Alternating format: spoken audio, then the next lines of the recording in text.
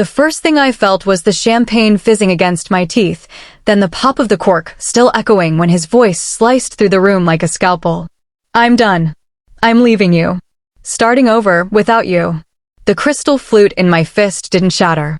I crushed it. Tiny razors of glass bit into my palm, blood threading down my wrist in perfect crimson ribbons, dripping onto the starched linen like rose petals at a funeral.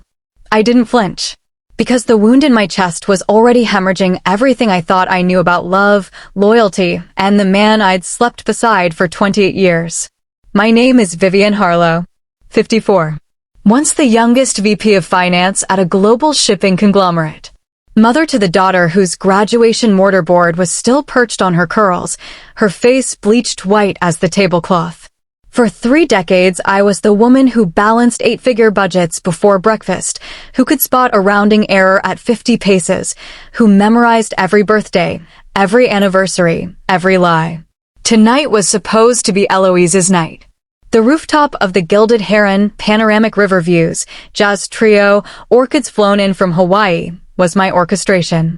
I'd reserved it the same afternoon I discovered the first $9,400 transfer to an account labeled EH Ventures. Elliot, my husband, the man still holding his raised glass like a conquering hero, grinned toward the shadowed corner booth. There she sat. Serena Vale, 35. Creative director at the Innovation Lab, Elliot swore was just seed money from angel investors. The same Serena who'd sipped my eggnog at Christmas, who'd texted me at 2 a.m. asking how to negotiate equity in her contract, who was wearing the sapphire earrings I'd hidden in my lingerie drawer for our 30th anniversary next spring. 75 guests turned to statues. A fork clattered. Somewhere a child whimpered. Eloise's fingers dug into my forearm like she was clinging to a cliff. I reached into my clutch. Withdrew a thick ivory envelope. Set it beside Elliot's plate the way I once set his coffee, exactly where he couldn't miss it. His smirk flickered. Viv, what? Later, I murmured, loud enough for the front row. I kissed Eloise's temple. This day belongs to you, Starlight. Eat the lobster bisque. I'll handle the garbage. I rose. The emerald chiffon gown I'd chosen because it made my eyes look like sea glass after a storm whispered against my calves. Every gaze tracked me, waiting for the breakdown, the slap, the ugly cry. I gave them nothing. Enjoy the dessert, I said, voice velvet over steel. The passionfruit pavlova is divine. And I walked. Heels striking marble like gunshots. The glass doors sighed shut behind me. But that was only the opening act. The night air hit me like a slap, Georgia heat thick as molasses, cicadas screaming in the live oaks. My phone detonated. Asterisk Eloise's roommate asterisk Mrs. H, are you okay? Asterisk Elliot's racquetball partner asterisk call me. Urgent. Asterisk unknown asterisk ma'am, your rap is at coat check. I silenced it. Kept moving. The valet sprinted for my car, a midnight Blue Range Rover I'd paid cash for when Elliot's second startup imploded and he needed space to pivot. Behind me, the doors exploded open. Vivian. Elliot's voice cracked like cheap veneer. What the hell was in that envelope? I didn't slow. The crushed shell path crunched beneath my stilettos. $1, $400 I'd written off as professional development when his third company bled us dry. He grabbed my elbow. Spun me. His face was blotchy, breath reeking of victory and veuve. You're humiliating yourself. I leaned in until I could count the broken capillaries in his eyes. No, darling. You humiliated yourself the day you wired $112,000 to Vale Visions LLC and told me we were cutting back for retirement. His pupils dilated like black holes. I patted his cheek with my bloody hand, leaving a perfect print. Drive safe. I was vibrating by the time I slid behind the wheel, not fear, but fury refined into something cold and crystalline. I gripped the leather until my knuckles blanched. My phone lit up again. Eloise. A photo. The envelope torn open. Inside, divorce petition, forensic accounting, a single sticky note in my handwriting, asterisk court. Tomorrow. 9 a.m. asterisk. Underneath, her text, I'm coming home. One tear escaped. I let it fall. Then I drove. Home. The Greek revival on Habersham Row, columns like sentinels, the porch swing where Elliot proposed with a plastic ring from a vending machine because we were 24 and broke. I let myself in. The alarm chirped. I disabled it with the code he'd changed last month thinking I wouldn't notice. Serena 88. Straight to his study. The safe behind the Basquiat print. Combination, Eloise's birthday. Inside, passports, $40,000 cash, 2 first-class tickets to Lisbon. Departure, tomorrow. I photographed every page. Replaced everything exactly. Upstairs, his closet. For Rimowa suitcases packed. Tags still on the linen shirts, Positano, August. A note pinned to one. Asterisk, can't wait to wake up to you every morning. S asterisk. I sat on the velvet bench. Opened my tablet. Logged into the cloud he swore was for client decks only. Folder, Sunrise Fund. Subfolder, Real Estate. PDF, offer accepted, Euro 1.8M Cliffside Villa, Algarve. Closing, 2 weeks. Another subfolder, Correspondence. I clicked. Serena, asterisk, she thinks the Lisbon trip is a leadership retreat. Asterisk. Elliot, asterisk, after Eloise's grad, I'm out. Public stage equals no negotiation, asterisk. Serena, you promised me half the villa. Elliot, asterisk, patience, love. She'll sign anything to save face, asterisk. I screenshotted. Uploaded to the encrypted drive my attorney, Marisol, had set up. Then I did something I'd never done in 28 years. I opened the locked humidor. His emergency cigars, Cuban, pre-embargo. I clipped one. Lit it with the torch. Lighter engraved to E Love V, inhaled. The smoke burned like truth. Headlights swept the driveway. Elliot's Porsche. Doors slammed. Voices his, hers. I descended the staircase like a queen entering court. Serena clutched an overnight bag like a shield. Elliot, Vivian, we need to. I raised a hand. No. You need to witness. I hit play on my phone. His voice filled the foyer. Public setting is perfect. She'll be too mortified to fight. Serena's jaw dropped. You recorded us? Georgia's one-party consent, I said. And this is my house. Elliot lunged for the phone. I stepped aside. Assault me, and the audio goes to the SEC, embezzlements of federal crime. Serena's bag hit the marble. You said the money was clean. Family trust. Elliot, it is. I laughed low, delighted. The trust you forged your dead father's signature for? The one I froze this morning. Serena rounded on him. You absolute. Language, I said. There's a child on the landing. Eloise appeared at the top of the stairs, arms crossed, eyes blazing. Hi, Dad. Hi, Serena. Elliot deflated like a punctured balloon. I opened the front door. Night jasmine flooded in. You have 20 minutes. Take what fits in your trunk. The rest funds the domestic violence shelter downtown. Serena bolted first. Elliot lingered. Viv, please.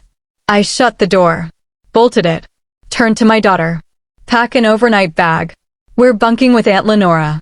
Lenora's Victorian cottage smelled of bergamot and old paper. Elliot's younger sister, tenured comparative lit professor, lifelong spinster, zero tolerance for cowardice. She opened the door in a caftan, took one look, and poured 3 fingers of Lafroig without asking. Eloise curled into the window seat. I called him spineless. To his face. Lenora lifted her glass. Atta girl. I slid Lenora the flash drive. Everything. Prenup, wire transfers, texts. The Lisbon tickets. She whistled. The prenup he lorded over us for decades?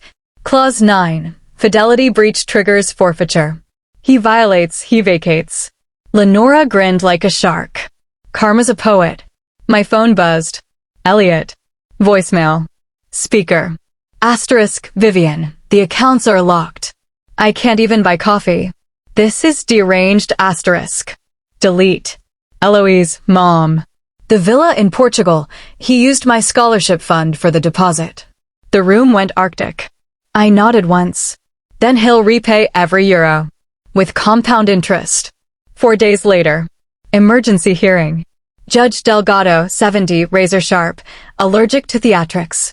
Elliot's attorney was a first-year associate who kept saying, I presented the evidence like a closing argument I'd rehearsed in the mirror since March. $487,000 funneled to Veil Visions. Forged trust documents. Algarve purchase agreement listing Eloise's $529 as collateral. Texts plotting the public execution. Elliot tried puppy eyes. Your Honor, 28 years. Judge Delgado, Mr. Harlow, you executed this prenup in 1997. You breached it in 2025. Time doesn't erase ink. Freeze upheld. Residence to me. Business to him. Asterisk if asterisk, he can keep the lights on without my signature on the loans. In the corridor, Elliot cornered me. You're annihilating me. No, I said. You self-destructed. I'm just the coroner. The fallout was symphonic. Serena vanished.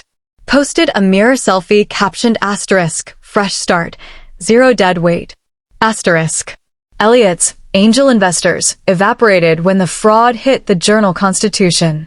Our social circle? The ones who knew? Ghosted. Except Marisol, who sent macarons and a note. Asterisk, his aftershave always gave me hives. Asterisk. I launched Harlow Horizon, financial planning for women in transition. First client, a cardiologist whose husband hid NFTs in their daughter's college fund.